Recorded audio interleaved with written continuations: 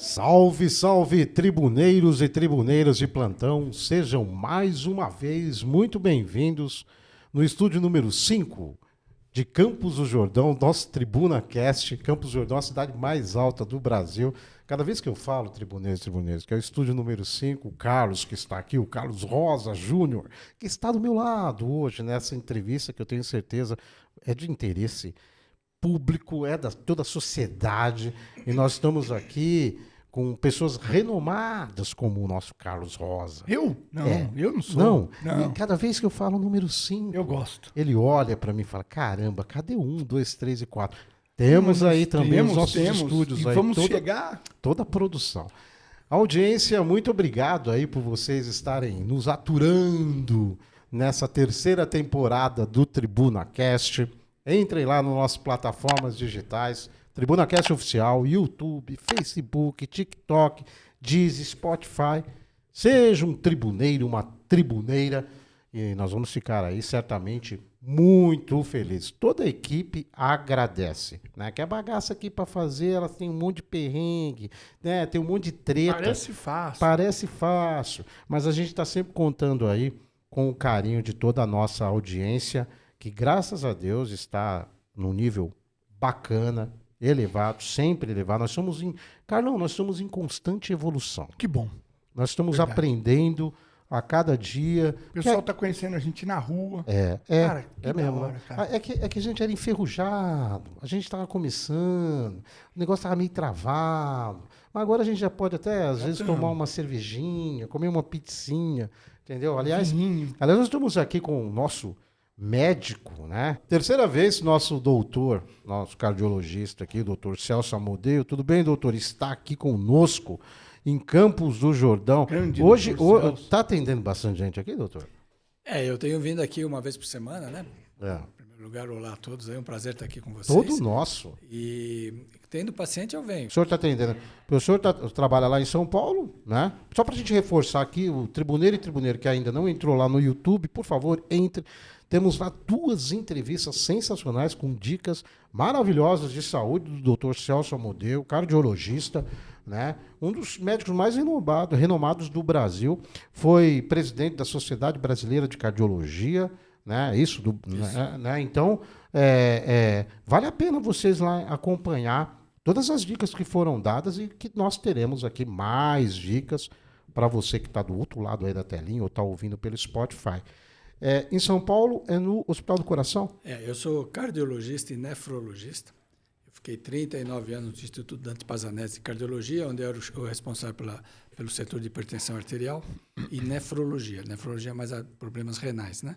E por que cardiologia e nefrologia? Porque a minha área de concentração maior é pressão alta, hipertensão arterial.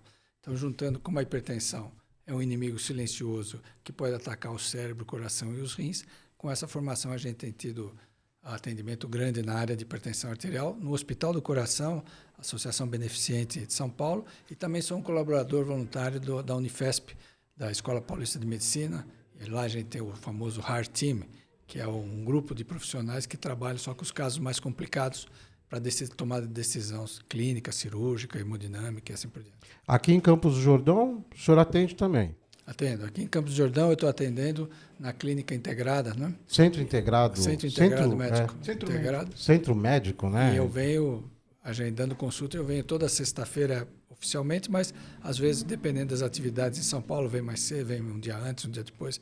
A ideia é estar aqui uma vez por semana e aquela história, se tiver movimento, a gente pode aumentar. Bom, é bom então frisar aqui que o nosso médico aqui atende todos aqui em Campos do Jordão. Atendo mesmo.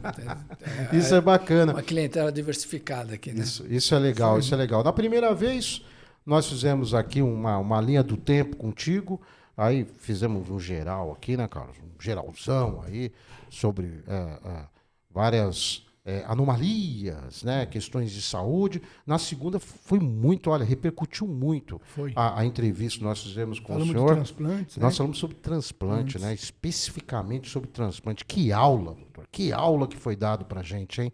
E repercutiu muito, a audiência foi lá em cima e nós estamos muito felizes lá, tem muitos comentários bem bacanas lá no nosso YouTube, no Instagram.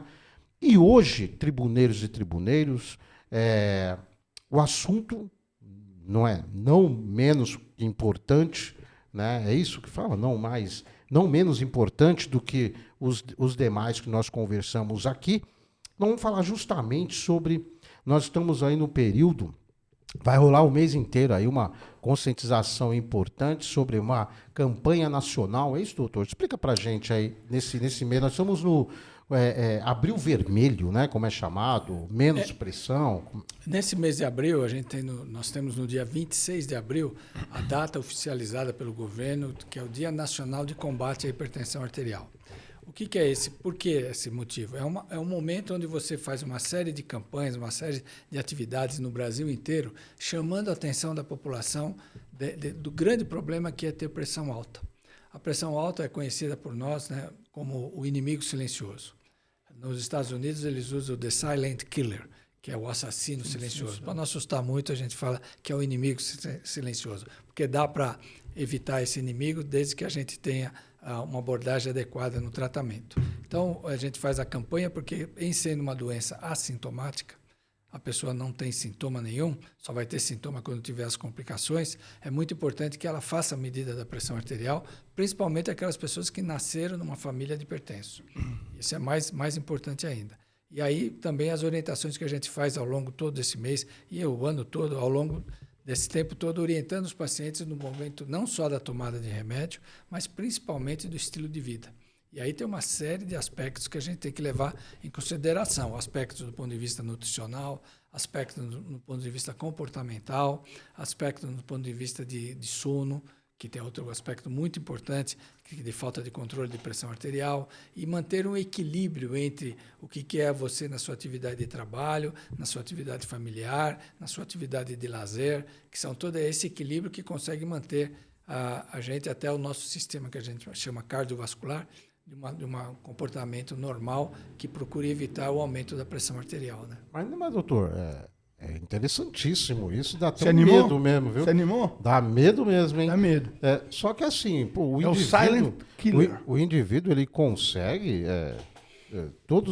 seguir à risca todos esses pontos numa constante velocidade, né, de trabalho, de tudo, e justamente o senhor citou aí a questão do sono, tem a questão da alimentação, né?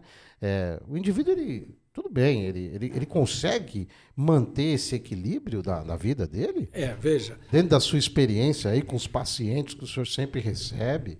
É difícil, né? Porque nós temos um estilo de vida, culturalmente, nós temos um comportamento que não é muito adequado do ponto de vista de estilo de vida.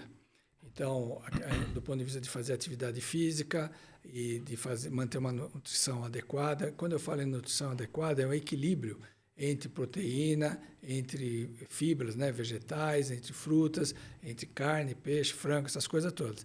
Mas o grande vilão da hipertensão arterial, embora ela seja uma doença que nós chamamos multifatoriais, existem múltiplos mecanismos que estão envolvidos na gênese da hipertensão arterial, mas um dos principais dele é o excesso de sal. Para você ter uma ideia, nós consumimos em torno de 12 a 15 gramas de sal por dia nos alimentos que nós comemos. E você precisaria de em torno de 4 gramas de sal por dia, 4 a 5 gramas de sal por dia. Então, qual é esse grande problema? 75% desse sal que nós comemos vem dos alimentos processados e industrializados, que faz parte do nosso dia a dia. Então, é muito difícil quando você vai conversar com um paciente hipertenso, você sugerir para ele que ele corte esses alimentos. A grande maioria dos profissionais, mano, corta o sal da comida. Você não aguenta ficar 3 meses sem comer sal, porque, como eu falei, você dentro da barriga da mamãe a gente já comia muito sal. Depois você nasce, cresce sempre das coisas de produtos industrializados e processados, né? Então esse é o grande problema. E eu sempre digo para os pacientes, né, que eu falo para eles a regrinha dos 5 dedos, eles não precisam tirar o sal do preparo do alimento. O sal que se põe no preparo do alimento é 6% do sal total que a gente come. Precisa colocar o suficiente para dar sabor, mas evitar os processados, que é o que a gente come todo dia. Os embutidos, todos eles. Salsicha, linguiça, salame, presunto, mortadela. Faz 2 anos que eu não peru, como salsicha. Todas essas coisas. O que vem em vidro, em lata ou em plástico, Azeitona, palmito, picles, massa de tomate, purê, ketchup, mostarda, maionese, sardinha em lata, ervilha em lata, milho em lata. Tudo isso, o pior conservante é o sal que tem aí dentro, tá certo? Então, eu falei, os embutidos, enlatados, envidrados, os queijos, esse é o grande problema. Nós estamos aqui pertinho de Minas Gerais, né? Os queijos, todos eles têm muito sal, entendeu? Exceção feita a um queijo branco que vem escrito no rótulo sem sal, ou o queijo tipo ricota, que não é salgada, a outra, que dá para dar uma tapeada. O restante é muito sal. Então, para o hipertenso, são coisas que ele tem que evitar. E outra coisa que a gente come todo dia, os pães. Um pãozinho francês tem em torno de 1 grama de sal. Tá? E se você comer um pãozinho de francês no café da manhã, no almoço e na janta, você já comeu 3 gramas. Então, o que a gente recomenda para os hipertensos é que eles procurem escolher no mercado aqueles pães que já vêm fatiados, não o pãozinho francês, aquele que já vem fatiado, onde lá vem escrito no rótulo a quantidade de sal. Mas a indústria, muito esperta, ela não escreve sal, ela escreve sódio. Sódio é 40% do sal. Então, quando ele pega lá que um pãozinho, 2 fatias de pão tem 160 miligramas de sódio, ele corresponde a 400 miligramas de sal. Já é 10% do que você precisa para o dia todo de sal, entendeu? Então, isso é um processo que a gente vai educando o paciente para que tenha esse tipo de coisa.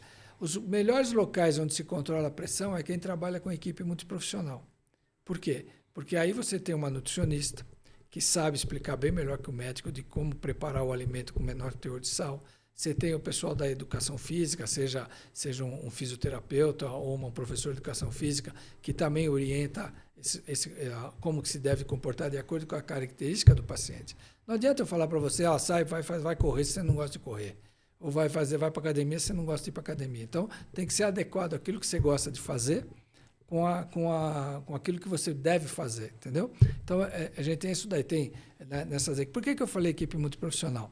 O Brasil hoje tem mais de 35 mil equipes de saúde da família, que é o único local nessas análises que a gente conseguiu diminuir o risco de ter um acidente vascular cerebral, que é o derrame cerebral. No passado, a gente tinha... Quando a gente fala de risco cardiovascular, você tem o derrame cerebral, o acidente vascular cerebral e o infarto do miocárdio. Quando a gente falava em hipertensão, a primeira coisa que estava lá como causa, se não tratado, que leva é acidente vascular cerebral. Tá? E quando a gente falava, por exemplo, de colesterol, a primeira causa que levava a complicação era infarto agudo do miocárdio. Entendeu? Então, hoje, a gente sabe que para hipertensão, o infarto está em primeiro lugar em relação ao acidente vascular cerebral, aonde? Nas equipes de programa de saúde da família. No resto, não está. Continua sendo a primeira causa de morte que a gente tem. Né? Então, é uma situação que é um trabalho contínuo. Não é só você, não, toma isso aqui, está tudo bem. Tem que fazer o controle regular, tem que se reeducar. Quando eu falo para o paciente que ele tem que mudar a dieta, ele não é dieta, ele tem que ser reeducado na alimentação.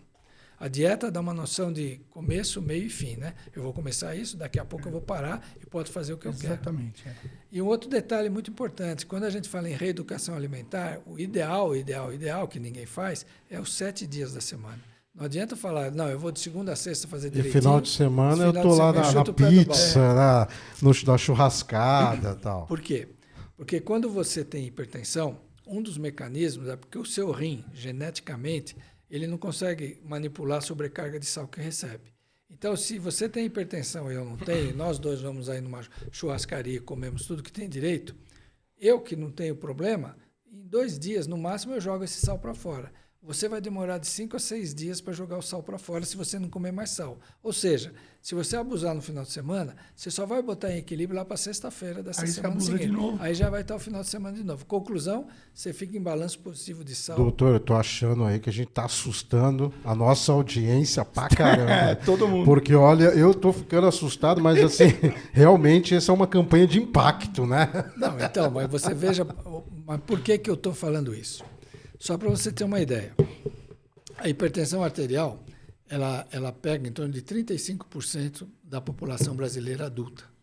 Desses 35% da população que tem hipertensão, metade está sob tratamento, a outra metade não se trata, como se deve, entendeu? Desses que estão em tratamento, só metade está controlada. Então, você vê o grande problema que a gente tem. Caramba. Quando a gente fala qual é a primeira causa de morte que nós temos no Brasil, a primeira causa de morte são as doenças cardiovasculares, acidente vascular cerebral e infarto agudo do miocárdio.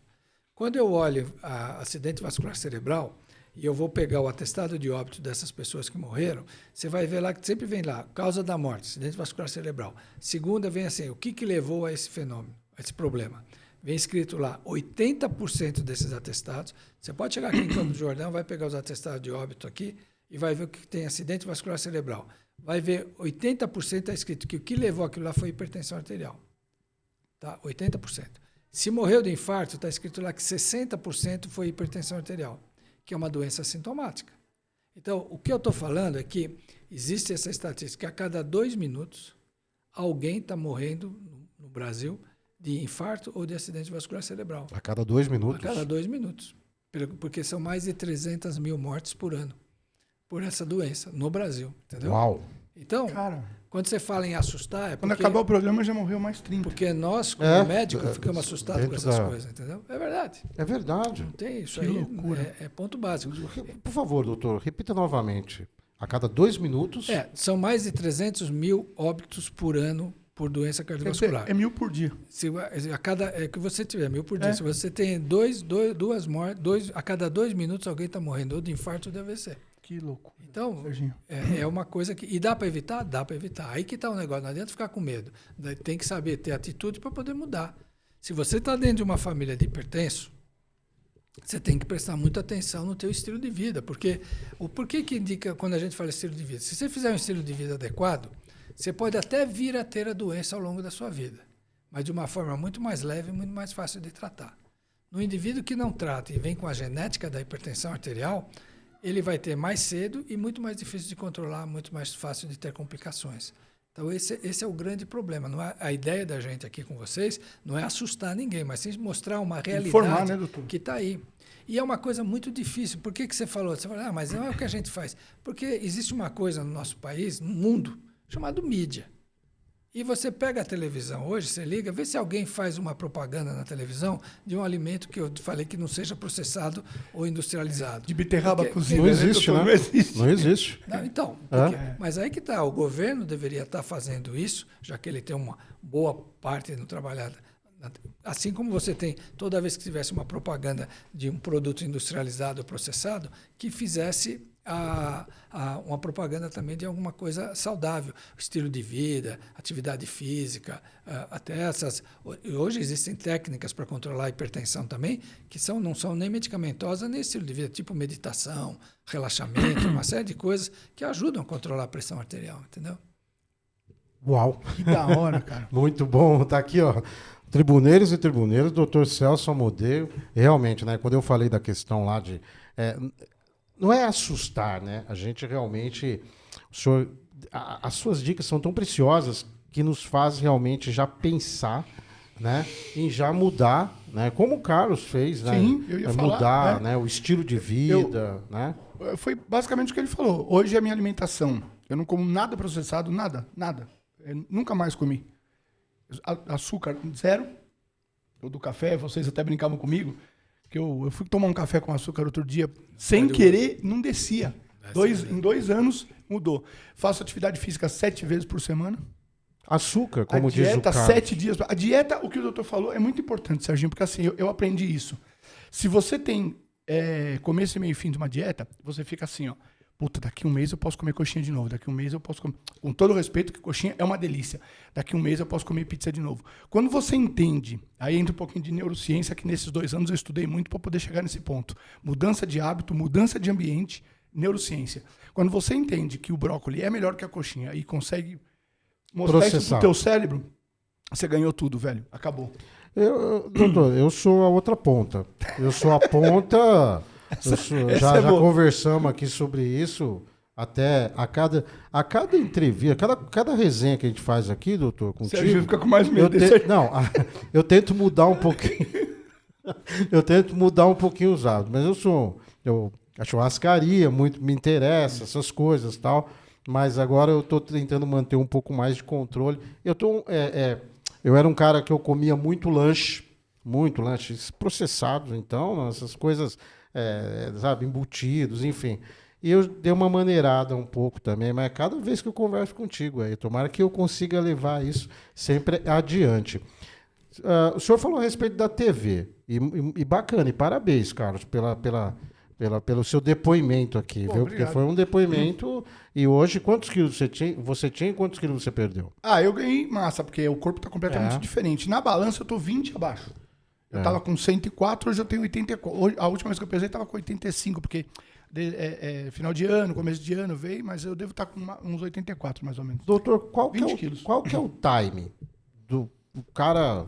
Porque muitos vão procurar o senhor ou vão até um hospital quando Boa pergunta, o negócio já tá preto, né, doutor? Aquele limitaço, batendo no teto. Como é que é isso, hein?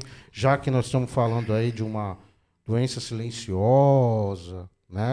Qual que é isso aí? Porque... Sem dúvida. Se você nasceu numa família de hipertenso, o pediatra tem a obrigação de checar a pressão do bebê ao nascer. Olha. Aí depois, na evolução, todas as consultas pediátricas, medir pressão. Aí você também questiona quantos são os pediatras que nas consultas regulares medem a pressão arterial dos recém-nascidos, dos babies e tudo mais, entendeu? Então esse é um problema, tem que medir.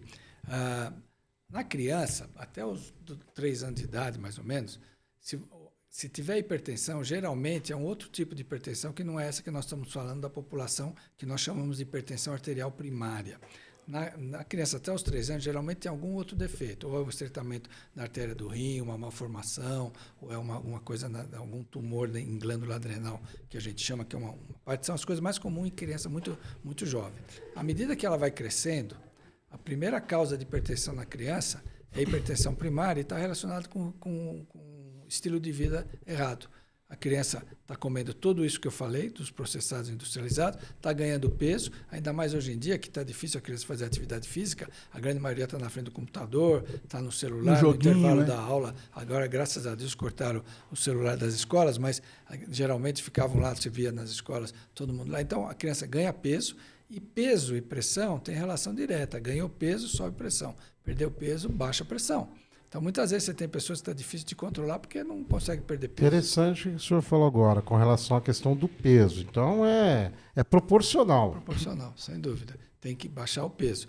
É lógico, tem as suas exceções. Mas eu também digo o seguinte, a toda regra tem que ter as exceções. Se você é uma pessoa que você falou muito da coxinha, puxa, eu adoro coxinha, cortei a coxinha. Você tem vontade de comer coxinha? Sim, eu tenho vontade. Então, peraí, vamos ver como é que está toda a tua situação. Colesterol controlado, pressão controlada, peso controlado. Então, eu trouxe você para uma faixa de risco. Puxa, eu estou com vontade, vai lá e come a sua coxinha. Mas não vai comer coxinha todo dia. O indivíduo adora feijoada, tá bom. Depois que você tiver tudo controlado, você vai lá e come a feijoada, mas não vai comer como você comia antes. Enche o prato, repete. Já aliviou aí, doutor. Já deu uma aliviada boa. Pega um prato menor, mata à vontade e acabou. Vai ter aquela fase de jogar tudo para fora, o sal, essas coisas todas, mas aí vai matando. Então não é uma coisa que falar, então eu vou matar à vontade toda semana. Não é assim. Também. Eu não estou perfeito, né? Por exemplo, eu ainda tenho a luta contra a cerveja. Eu amo cerveja, mas eu diminui muito o hábito de cerveja. Cerveja que o Carlão está falando agora tem a ver? Legal não, isso. A cerveja, na realidade, o que ela tem é o seguinte... Chope. Serginho, é uma grande delícia, problema né, da cerveja é que ela vira carboidrato, né? Tudo que você tem, a cevada... O nutricionista fala isso.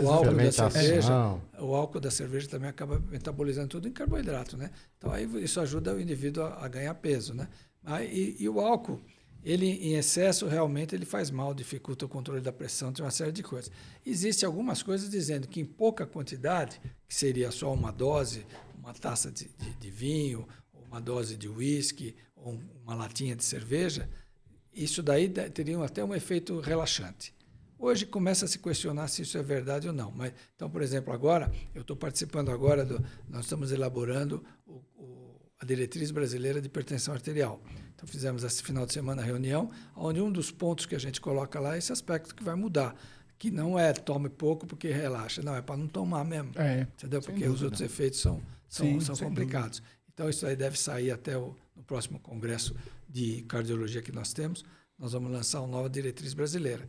E isso é uma coisa, eu queria só chamar a atenção também, que provavelmente muita gente da população, pela mídia, ouviu falar que mudou os níveis de pressão arterial, que hoje 120/80 já é hipertensão, ou 12/8 já é hipertensão. Bom o senhor abordar isso. Isso, na realidade, veja, nós, como nas nossas diretrizes, que eu participo desde a primeira diretriz, acho que agora nós já estamos, acho que é a oitava, estamos na oitava, cada 4 anos a gente faz uma diretriz nova. Eu participei de todas.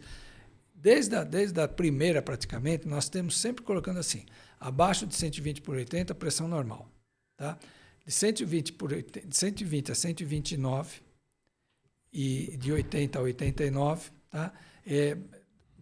Você deve intervir, chamar de pré-hipertenso, dependendo de outras coisas que vêm junto. Se ele tem esses números, mas não uma família de hipertenso, ou ele já tem alguma evidência de envolvimento por hipertensão, é uma coisa. Mas a gente chama de pré-hipertenso mesmo, aquele de 130 a 139, de 90 até... de 80 a 89, tá certo? Então, esse é o que a gente chama de pré-hipertenso. A gente sempre usou isso. Aí vem o europeu, na diretriz europeia, pega e coloca lá, não, 120 já é hipertenso. E que não é hipertenso, entendeu? Mas eles simplesmente mudaram a terminologia que a gente usa, de 120 até 130, até 130, que a gente chamava de pré-hipertenso, entendeu? Eles colocam isso daí como sendo hipertenso, deu um fuê muito grande. Agora, eu também coloco para você, imagina um país como o nosso, em termos de saúde pública, se você falasse que acima de 120 você tem que dar remédio para todo mundo. Não teria remédio para todo mundo. Não teria. Então, hoje, a gente estabelece hipertenso acima de 140/90. Tá? Abaixo disso, de 130 até 140 é o chamado pré-hipertenso. Tá? E de 120 a 130 está controlado. É lógico, se ele tem isso daí, mas ele tem uma forte história de hipertensão, é um cara que tem que ser olhado melhor. Então, a gente estava começando a falar da criança medir pressão sempre. No adolescente, pelo menos a cada 2 anos, tem uma medida de pressão arterial. E no adulto, todo ano medir a pressão. E isso aí pode se fazer. O pessoal fala, não, mas não deve medir, porque tem técnica para medir, tem uma série de coisas. Eu falo assim, tendo oportunidade, meça a pressão. Se ela estiver errada, estiver alta, vai no médico. Aí ele fala, não, faz os exames. Não, olha, realmente sua pressão está boa. Você não tem. Toda vez que eu tenho um hipertenso, eu tenho que ter certeza que ele tem a pressão alta e que essa pressão é alta ao longo de todo o dia, inclusive dormindo. Quando você dorme, a sua pressão tem que cair. Se a pressão não cai, você tem um risco cardiovascular aumentado. Entendeu? E hoje a gente associa a pressão, a média de pressão noturna, muito mais forte com doença cardiovascular do que a média da pressão diurna. Então, hoje a gente tem um exame que a gente chama de monitorização de pressão de 24 horas, né? Simplifica com o nome de mapa, que ela me dá essa informação. E ela também me diz como é que é a sua pressão quando você está na fase profunda de sono e você acorda. Aí tem gente que a pressão sobe demais, esse tem mais risco. Então, com esses exames, eu vejo o filme da sua pressão. Aquela medida que eu faço no consultório é uma fotografia da pressão. O filme é essa monitorização. E eu vendo como é o comportamento da pressão noturna, isso me dá muito mais subsídios para dizer o momento exato que você tem que tomar os remédios, entendeu? Doutor, tem alguma coisa a ver, enfim, em termos de pressão, nessa questão de clima, de calor, ou calor excessivo, ou frio? Porque aqui a gente sabe, a gente está no Campos do Jordão, nós estamos com um clima mais ameno, né? Eu sempre ouvi falar quente, que aqui, para quem tem pressão alta, não é bom, doutor. Porque aqui acontece o seguinte, quando você está muito no frio, o teu organismo tem que fazer o quê? Tem que reter calor. Retendo calor, ele produz vasoconstrição, entendeu? Principalmente em toda a região periférica. Isso sobrecarrega o retorno de sangue para o coração. Você tem vasoconstrição. Então, realmente, dos ambientes muito gelados, se você não está bem agasalhado e tudo mais, você pode ter esse aspecto de subir a pressão, ter mais infarto. Olha entendeu? Só. Inclusive tem um livro famoso que a gente chama de Netra, que tem as figuras. Então, aparece sempre a história do indivíduo saindo de um pub, em Londres, com aquele agasalhão, aí você vê, ele vai subir a escada no meio da neve, ele põe a mão no peito. Que esse é o clássico de o indivíduo sai do calor para o gelado e tem algum problema coronário já e pode desenvolver uma coisa. Então, esse é um problema. Outro problema é onde você está com muito calor. Por quê? Porque aí você tem uma vasodilatação. Então, o indivíduo está tomando remédio para pressão, ele tem uma baita vasodilatação, ele faz hipotensão, entendeu? E essas alternações, assim, de clima, assim, por exemplo, num dia... Clima doido, né, Serginho? Isso, clima doido. Você pega, tá um baita sol, baita calor... Jargão popular, o pessoal fala, o tempo tá doido. E de repente você chega sei lá, 2, 3 horas da tarde, já abruptamente aquilo já se transforma, já começa... Como controlar? Então, isso aí tem alguma coisa a ver? Altera na questão da pressão? Dentro do nosso clima tropical, Essas variações não são tão grandes quanto as variações que você tem em locais onde está muito bem estabelecido, que é inverno, aí é frio mesmo, que aí é calor mesmo. Tipo Europa, entendeu? né, doutor? Aqui você, na realidade... Faz 50 no verão e... Eu brinco que em São Paulo nós temos as 4 estações em um dia, né? Você acorda com frio, no meio do dia está bom, à tarde já está muito sol, depois está mais calor, aí chove, aquela coisa. Então você tem as 4 estações. Isso é o clima tropical que você tem. A variabilidade não é tão grande de temperatura, né? Mas a gente, sem dúvida, esse é um dos problemas. E geralmente, quando está dia muito quente, é a hora que as pessoas se sentem mais mal do que quando o dia está muito frio. Porque quando está muito frio, você tem condições de se agasalhar. E tem alguma dica aí para a questão aí, para ficar com a pressão, digamos, normalizada aí? A melhor dica que tem para o indivíduo nos climas muito quentes é a hidratação. Muito líquido, hidratar muito líquido. Quando eu falo muito líquido, é mais de 2 litros por dia de líquido para tomar. E não é refrigerante não, né, doutor? Pô, não, nem cerveja. Nem cerveja. É bom avisar os nossos tribuneiros. E uma coisa importantíssima aqui. Onde é que você tem mais hipertensão e que tem mais problema? Nos indivíduos de mais idade. O idoso, ele esquece de beber água. Então, é muito importante que o idoso tenha alguém que fique estimulando ele a tomar líquido. Aí ele não toma líquido, desidrata, ele já tem uma série de problemas pela própria doença de base, e aí começa a vir as complicações. Então, uma das coisas muito importantes é fazer o idoso beber água, que o idoso não bebe água. E qual a quantidade aí certo no dia para o idoso? Eu falei, mais de 2 litros por dia. Desculpa, Só que o que eles têm que fazer não é que tomar tudo de uma vez, é ir tomando líquido constantemente. Acordou de manhã, toma líquido, tomou seu café, mas aí entre o café da manhã e o almoço tomar líquido de novo, depois à tarde tomar líquido de novo, à noite.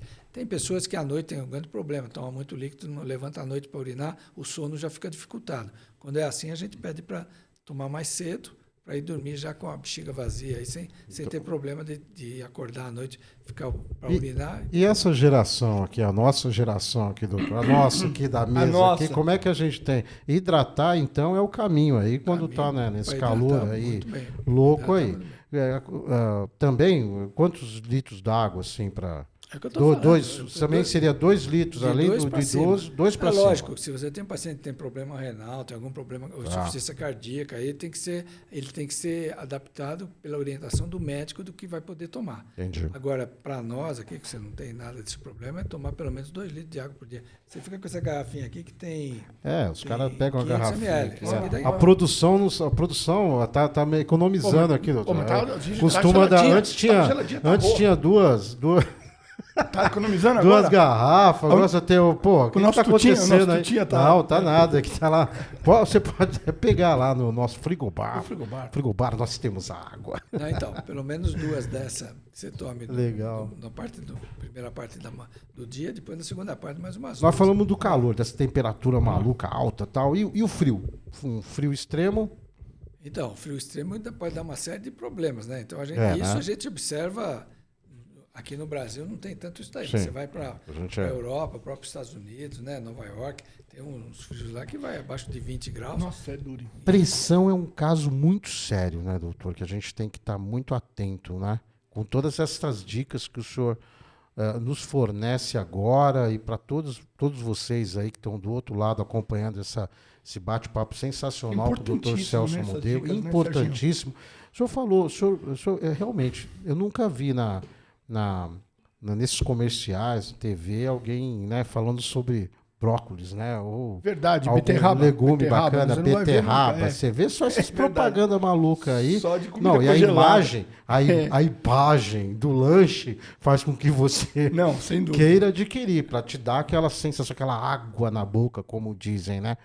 Essa campanha nacional, como é que ela é feita, na verdade? Porque nós também não... Pelo menos, me corrija se eu estiver errado, eu também não vejo na TV, eu não vejo nas principais emissoras também, muita coisa não, falando-se, né, de como o senhor está aqui agora, abrindo o leque aqui, ó, falou, o negócio é sério, tem que fazer isso, se não fizer isso vai acontecer isso, ó, nós temos a cada 2 minutos uma morte, então eu não vejo eles com tanto empenho, né, e também não vejo o governo com tanto empenho em apenas destacar é fácil. Que não seria campanhas nacionais. Agora, você imagina o seguinte, aqui O que dá mais retorno para o governo? Imposto do quê? Imposto do brócolis ou imposto dos alimentos processados? É verdade, não tem nem o que falar.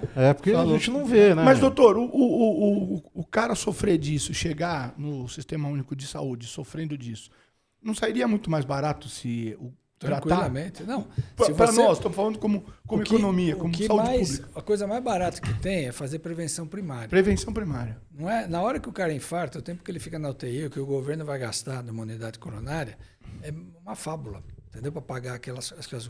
Que era muito mais fácil fazer isso que nós fazemos. Por que a gente faz essa campanha? Geralmente, ela é uma campanha que é direcionada inicialmente e dirigida pelas sociedades. Sociedade Brasileira de Cardiologia, Sociedade Brasileira de Nefrologia, Sociedade de Endocrinologia, Sociedade de Neurologia. São as que mais a gente trabalha sempre junto. Essas diretrizes que nós fazemos é com essas sociedades juntas, soltando informações tanto para o leigo quanto para o profissional de saúde, entendeu?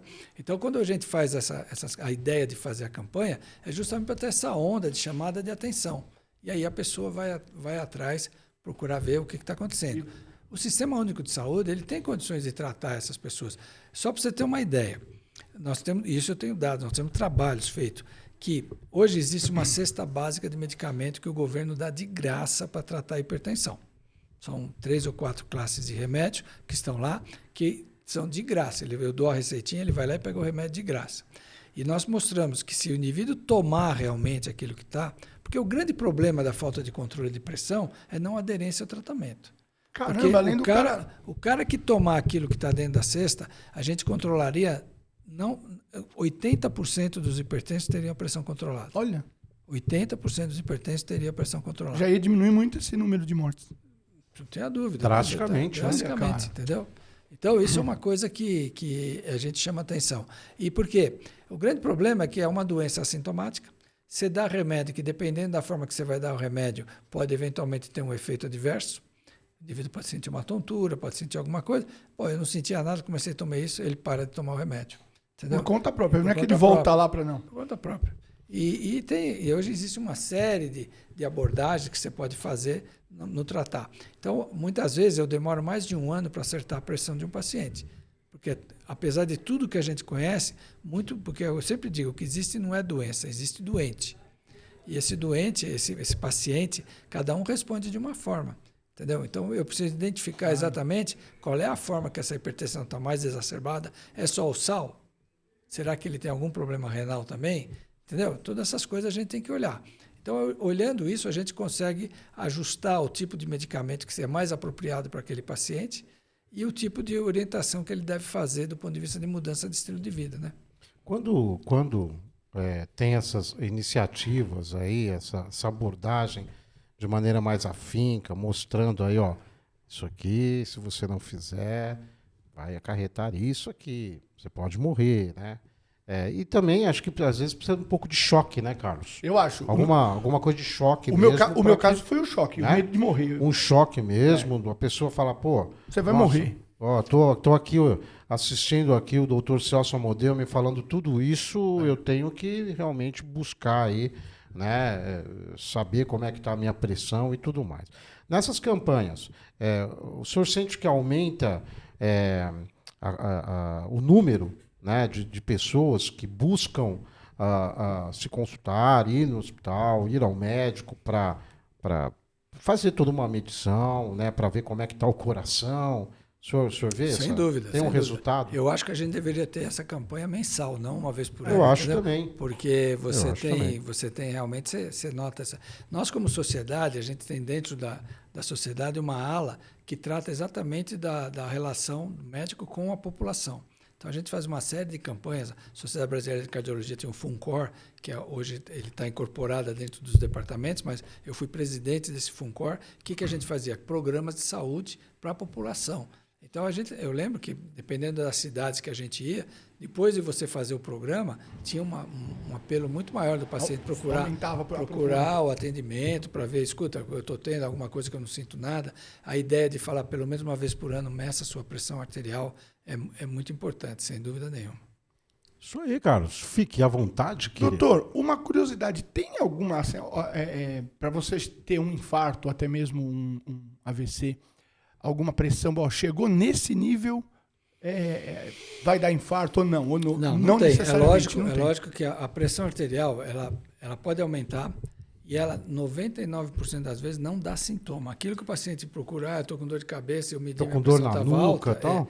a pressão está alta, é o contrário. Ele, por causa da dor, a pressão subiu. Você vai ter sintoma com pressão se você tiver uma crise hipertensiva. Então, você tem lá 12/8, tua pressão vai para 19 de uma vez só, aí você pode sentir dor, até entrar em coma, entendeu? Até desmaio, coma, no aumento súbito da pressão arterial. E aí são casos particulares que a gente investiga, que é a crise hipertensiva. Fora isso, o indivíduo que está com a pressão subindo, 12, 13, 14, 15, ele está com o risco cardiovascular aumentado, mas não é que isso vai levar diretamente ao infarto. Infarto, na realidade, nada mais é do que uma trombose, é um sangue que coagulou em uma determinada região. Então, quando você tem uma placa dentro do vaso que nós chamamos de coronária, que é o vaso que irriga o coração, essa placa, se ela for mole, não for calcificada, ela, dependendo de algumas condições no teu sangue, você pode ter lá a formação de um trombo, entendeu? E aí entra uma outra coisa, que seria um outro podcast para você fazer. Vamos fazer, sim. É o quarto, Serginho. Não, já faz o spoiler. Já vou chamando a atenção. Vamos uma coisa lá. chamada microbiota. É o maior população que existe no mundo, é a população de bactérias que nós temos no nosso intestino. E nós temos as bactérias do bem e as bactérias do mal. E essas bactérias são bactérias que elas são produzidas do bem e do mal, que a gente chama, dependendo do tipo de alimentação que você tem. Então, quando eu estou falando de dieta rica em gordura, rica em carne, você provoca muito mais essa produção desse tipo de bactéria. E aí, o que acontece? Já tem gente estudando, no momento... Por que você tem um infarto? Eu estou aqui falando com você, você não tem nada, eu não tenho nada, você não tem nada. De repente vai lá, depois não está fazendo louco nada. Isso, Ou o né? indivíduo está dormindo, acorda com... um infarto, entendeu? Por quê? Ou o cara nem acorda, né? Então, já tem gente que está estudando isso e já viu o seguinte, que no momento do infarto, existem bactérias que elas produzem substâncias que caem na circulação, que são substâncias ditas procoagulantes. Então, se você tiver muito dessas bactérias, elas vão facilitar a formação desse trombo. Porque quando você fala do infarto, não é um vaso que fechou, uma placa que cresceu e entupiu. Não, está lá. Só que, de repente, alguma coisa formou um coágulo lá, e aquilo provoca um infarto. Tanto que, quando atendido de imediato, você tem condições de dissolver esse trombo.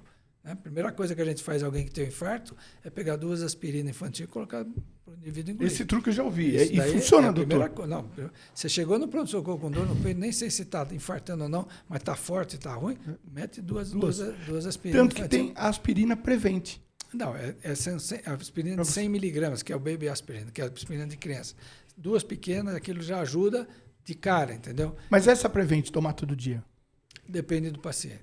Não é para tomar todo dia, entendeu? Depende do paciente. Porque também ela não pode... Tem gente que tem gastrite, tem gente, principalmente pessoas de mais idade, pode ter até sangramento gástrico, porque é um ácido, né? Ácido acetil salicílico, é a aspirina. Entendeu? Então essas coisas precisa tomar cuidado. Enquanto nós estamos nessa resenha, está me vendo aqui uma situação corriqueira da sociedade aí, do cidadão, enfim, com relação a ser até autodidata, né? Em saber se o cara tem, no caso da pressão, se a pressão está alta, se a pressão... Existe muito, parece aí, é até algo meio às cegas, né? Que tem aquele... Quantas vezes a gente vê uma pessoa que, de repente, ela tem uma tontura e aí ela mesmo fala, pô, acho que a minha pressão caiu. Ou a minha pressão está alta. Aí o médico de plantão, aí, que é outra senhora que está do lado, chega e fala, acho que você precisa de um pouco de sal. Aí o outro fala, não, você precisa de um pouco de açúcar. Né? Não tem isso, sim. Não tem isso. Verdade. Enquanto nós estamos conversando aqui, eu estou tentando me lembrar. Dessas coisas. Ai, que tontura. Nossa, sua pressão caiu. Então nós temos autodidata. É perigosíssimo isso, né, doutor? Sem dúvida. Essa ideia de pressão caiu, mesmo que a pessoa esteja baixa, botar sal, não é isso daí, não. Se a pessoa que tem, realmente você viu, olha, tontura, caiu, desmaiou, tá a pressão baixa, é dar líquido, fazer ela tomar líquido. Olha, ótima dica. Não hein? desmaiar, né? Desmaiar não tem jeito. Aí não dá para... falando, tá ruim, pressão baixa, é tomar líquido. Isso e a outra coisa, toda vez que a gente faz isso, existe uma manobra que você põe a pessoa deitada e levanta a perna para cima. Aí o que ela tiver, o sangue oxigena melhor, e ela melhora. Mas é hidratação, não é botar sal debaixo da língua. Sal, açúcar. Né? Mas a gente já ouviu muito isso. Não, né? mas a gente Tem escuta aí, isso. O pô. açúcar Os tem uma caras são razão. loucos. Se o paciente é diabético, ele faz uma hipoglicemia, tomar alguma coisa com açúcar é melhor. É muito melhor você ficar com a hiperglicemia do que com a hipoglicemia. Para o diabético, o grande problema do diabético é a hipoglicemia, que acaba fritando, entre aspas, o cérebro ao longo do tempo das crises de hipoglicemia que ele faz. Então, a gente sempre deixa o diabético com a glicemia mais alta, justamente para evitar a hipoglicemia deles, entendeu? Aí é uma outra história. Que aula. Não, Que o cara aula. Ó, sabe a tudo, gente bicho. adora, a gente adora estar aqui com o Dr. Celso Amodeu, porque ele nos dá aqui Sem de uma dúvida. maneira assim, bem acessível para todos, Pra todos. né? Bem didática. O pessoal já sabe o que é, meu. Esse negocinho de pressão bate, você vai no médico lá, meça a pressão, né? Veja como é que tá o seu estado de saúde.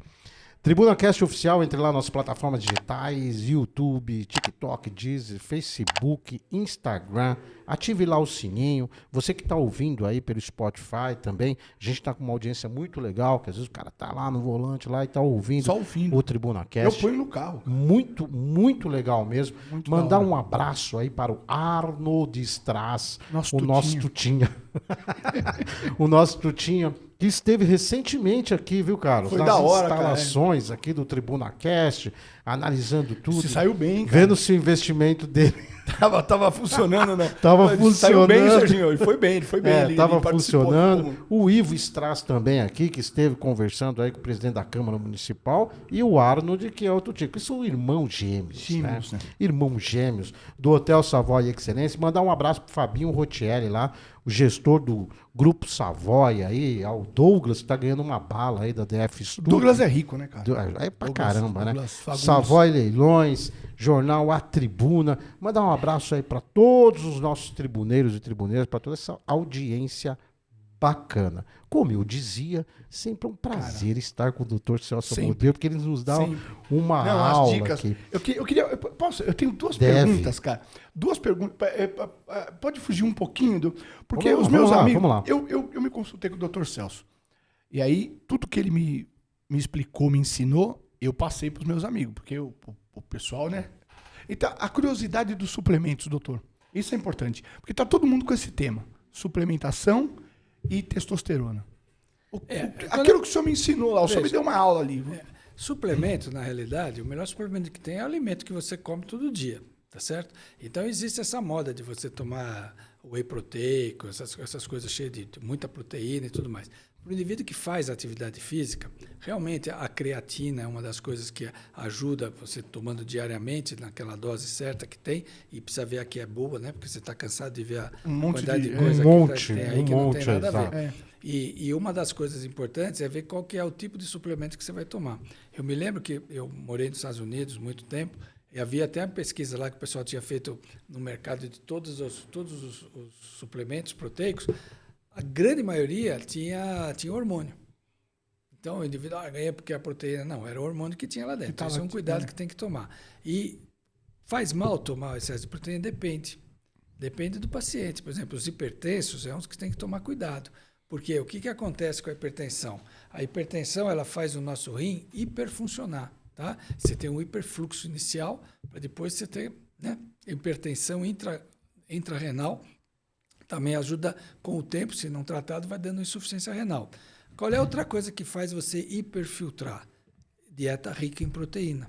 Então, todo indivíduo que tem doença renal, o que a gente faz? Diminui a quantidade de proteína, Olha o só. rim vai durar mais tempo. Então, é muito importante que todo mundo que quer entrar na onda do suplemento, que tenha uma conversinha com o seu médico, para que ele avalie direitinho, para ver se ele pode ou não tomar. Tem uns que está tudo bem, que funciona, não tem problema. Tem outros que é problema, né? E eu vou aproveitar também, Legal, fugindo aí um pouco do tema, mas depois a gente volta, o tribuneiro, para a gente fechar aqui a nossa resenha bacana com o Dr. Celso Amodeu, com relação a outra moda, que é a questão do Ozempic, né? O senhor está falando de que a pessoa, né, o importante é manter um corpo mais saudável, emagrecer e tal. Tem alguma correlação aí com relação nessa questão aí de pressão, esse tipo de medicamento ou nada a ver? Então, você falou o nome comercial de um remédio que se chama semaglutida. Ah, tá. É mais Semaglutida, conhecido, o pessoal fala, porque tá é a na moda, marca, né? Ela tem injetável, né, que se usa uma vez por semana, e ela tem por via oral, e agora ela tem numa dosagem maior. Essa que veio, que faz injetável e que até é menos de 2,4 miligramas, é o que veio, que a gente chama de Wegovy, que é a semaglutida nova que saiu aí. Na realidade não é nova, só aumentou a dose da mesma. Só que, para efeito de Anvisa, que é o órgão regulador brasileiro de liberação de remédio, esse Ozempic que você falou, ele está liberado oficialmente para tratar diabetes, não para tratar obesidade. E estão usando para... E esse outro foi aprovado com dose maior para obesidade, não para diabetes. Olha só, então, importante você vê como é que as coisas... Foi uma jogada de marketing da empresa, né? Tá. Para poder... Então, quando você... apesar de ser aprovado só para diabetes, a grande maioria do uso desse remédio é para obesidade, não é para diabetes. Por quê? Porque quem mais prescreve esse remédio é o vizinho. Isso, está sendo exatamente. E aí o perigo disso. O grande problema do mercado disso clandestino. É o seguinte, você tomando e baixa, perde peso. É verdade, perde peso. Só que se você parar de tomar, o peso volta. Não, e os efeitos colaterais? A gente vai para o hábito, né? Aí que eu estou falando. Se você é o indivíduo que você tomou o medicamento, perdeu o peso e você se reeducou alimentar, então é uma boa você ter um tempo e tudo mais. Só que também tomar ou não tem que ter uma avaliação médica. E o que a gente vê é o pessoal tomando indiscriminadamente. Mas então, doutor, é isso aí, porque está virando uma fórmula mágica. Infelizmente, toda a propaganda em cima disso, né, Carlos? Já também o boca a boca, como o senhor mesmo falou, olha, o lance hoje é as redes sociais, né? As redes sociais. É foto, aí o cara... O negócio está ficando... Esse remédio... Tem a Sorocaba, o prefeito, me fugiu o nome do prefeito de Sorocaba, depois eu vejo. Vamos ver agora quem é o prefeito. Ele concedeu uma entrevista na Rádio Bandeirantes, depois eu vou saber o nome aqui, e já tem justamente uma campanha. Uma campanha para emagrecimento na cidade. Então, e aí foi dito na questão do Ozempic, na rede pública, né, de saúde, sendo distribuído para a população. Na minha opinião, quer dizer, cada um pode pensar o que quiser, mas eu acho que tem um problema de marketing muito grande aí, a indústria tem todo o interesse de vender. Esse remedinho que vocês estão falando, ele fez... Rodrigo Manga. Rodrigo Manga. Ele fez figura aí. Ele fez a Dinamarca aumentar o PIB dele, explodiu.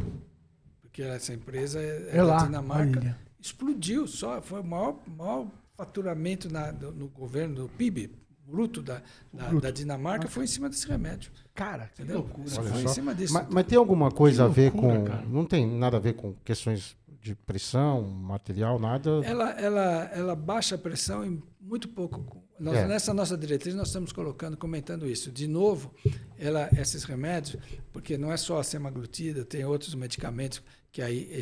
A semaglutida, o nome é meio complicado, mas a gente chama de inibidor do SGLT2. Esquece, é isso aí. Sim. E existem outros que agem num outro enzima chamado GLP-1.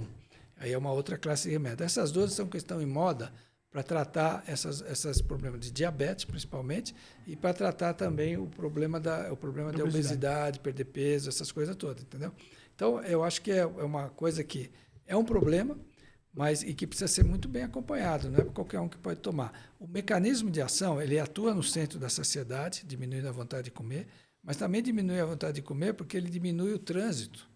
Então, por isso que quando você começa a tratar, você tem enjoo, tem gente que tem vômito, tem que diminuir a dose, para de tomar, volta a tomar, tu começar com dose baixinha, porque tem que ter uma adaptação. Então, se você tomar uma dose já um pouquinho mais alta, só no começo você já sai vomitando, entendeu? Você já tem um monte de problema. E a pessoa abandona o tratamento. Na realidade, precisa ser acompanhamento médico para começar a tomar uma determinada dose. Se ele falar que está tendo alguns efeitos adversos, comunica o médico faz o ajuste da medicação correta que tem que tomar. Então, é uma coisa que precisa tomar muito cuidado. E hoje, a ideia, nós vivemos num mundo capitalista, né? Então, o cara quer vender. O cara quer vender, velho. O cara quer lucrar com isso. Essa ideia de colocar na rede pública para distribuir, não.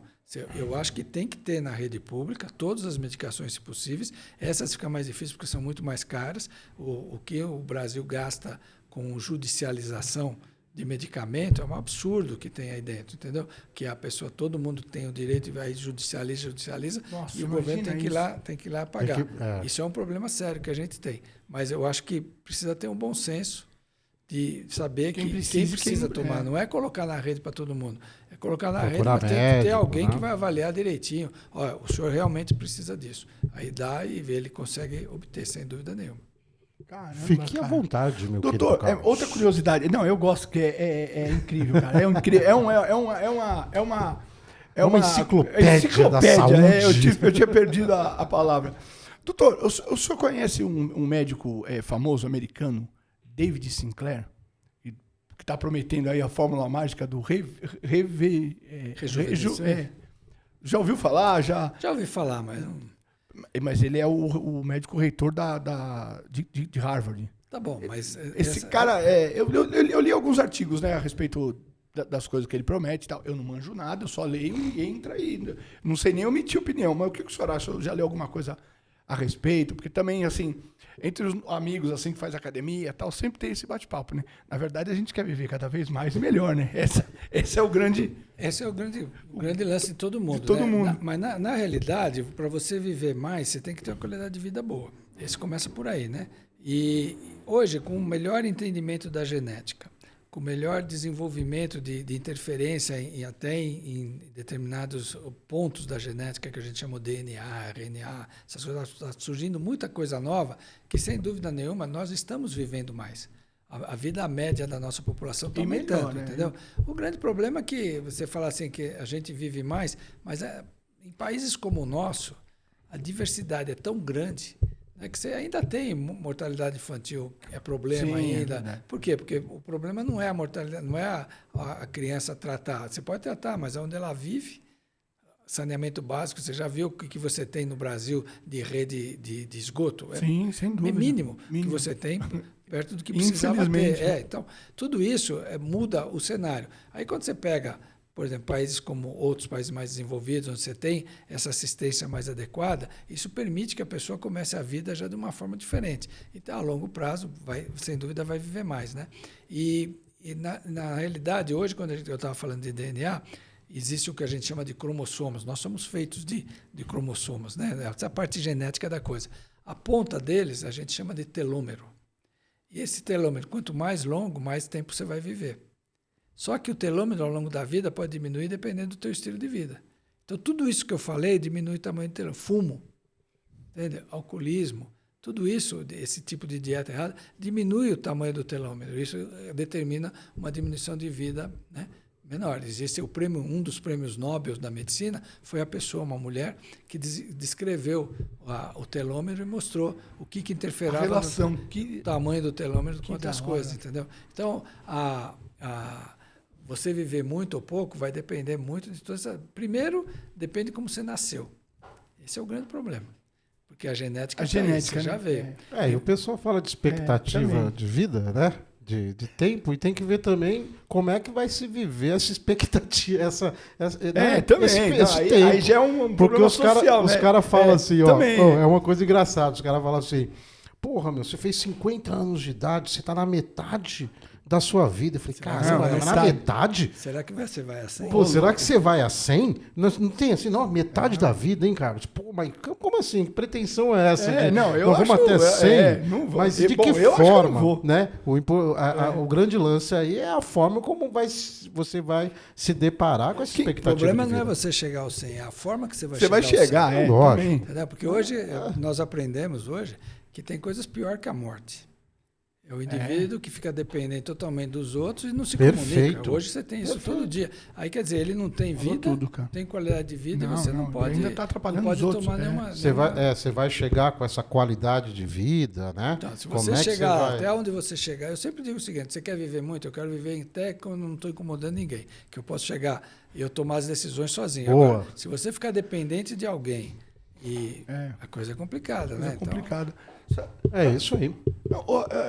Outra curiosidade, Serginho, posso? Sim, claro. Doutor, se escuta também vamos muito aproveitar falar... o doutor, porque você disse aí no começo que a gente está numa consulta. A consulta. Hoje nós vamos sugar, doutor.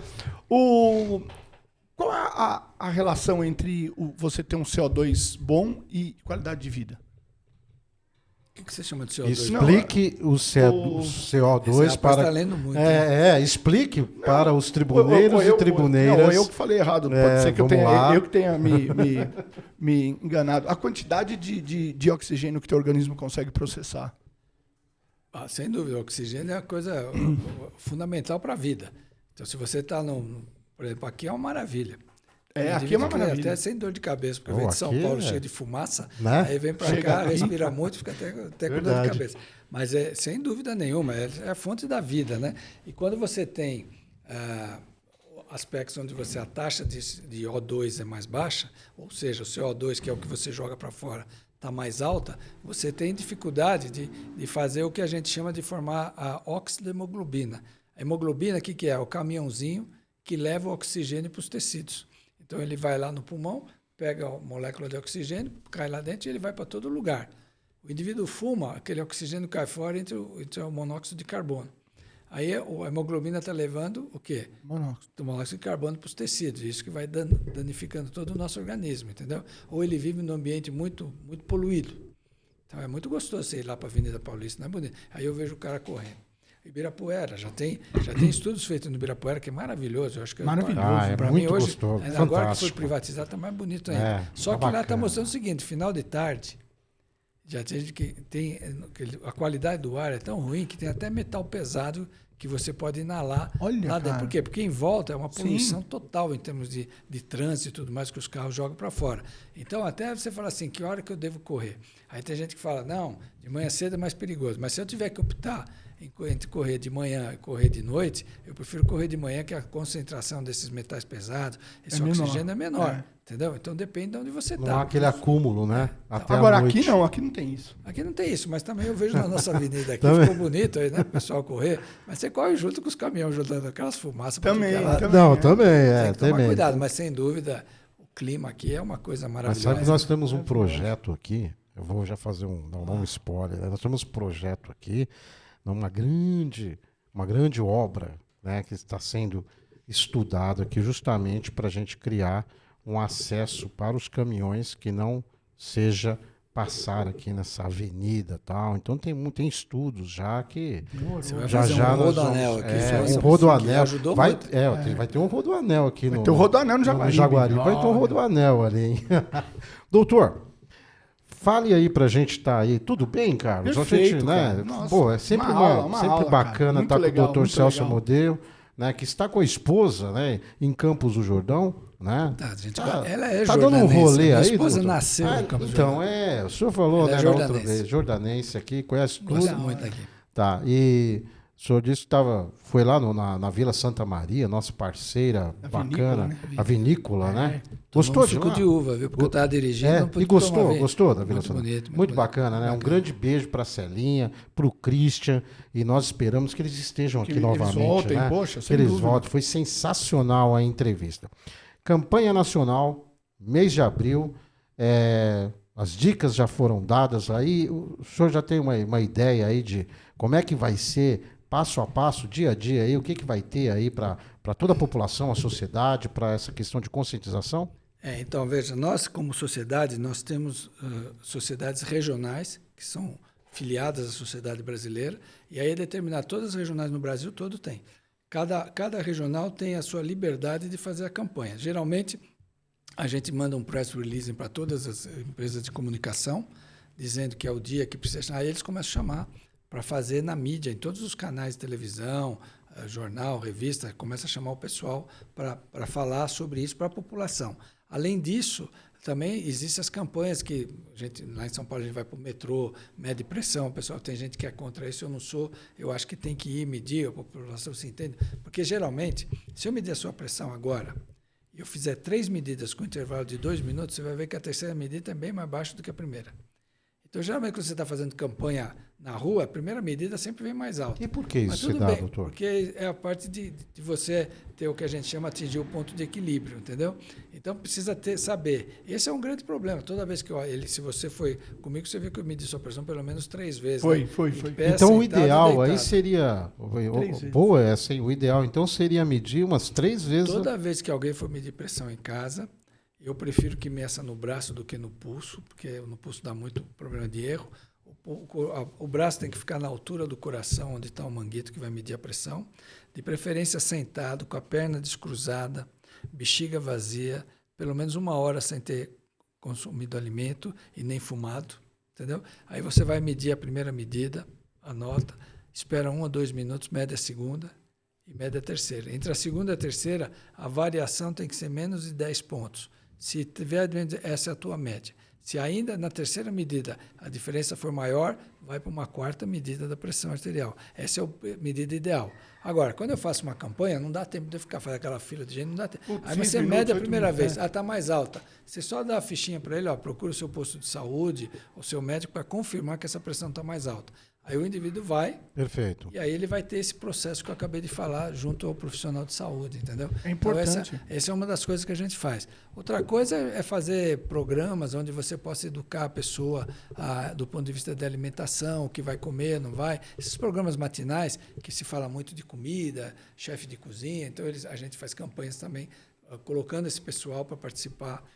Tudo na tentativa de chamar a atenção da população de que existe alguma coisa que não está legal, que não conseguimos controlar a pressão e com tudo que nós desenvolvemos de cateterismo, stent, cirurgia, top, ainda a primeira causa de morte é doença cardiovascular, é infarto e AVC. Que loucura. Então, alguma coisa tem que ser feita.